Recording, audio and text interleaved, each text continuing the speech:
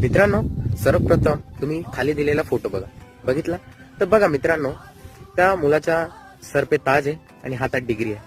तर हे सगळं पॉसिबल झालं ते फक्त न दिसणाऱ्या गोष्टीमुळे. जे ते खाली जे दोन व्यक्ती दिसत आहे ते त्याचे आई वडील आहे.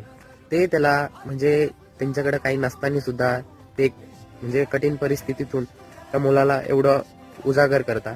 आता न दिसणारी गोष्ट म्हणजे आता तुम्ही बघा, फोकस मध्ये कोण येतं, पडद्यावर कोण येतं आणि पडद्यामागचे हिरो कोण आहे, ते खालचे दोन व्यक्ती म्हणजेच आई वडील.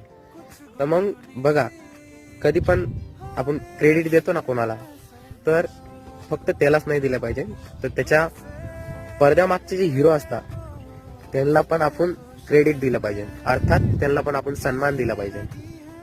तर चला मित्रांनो, हे नेहमी लक्षात ठेवा. रोशनी ही रोशनी है, चार सू जो चार सू, इश्क है ये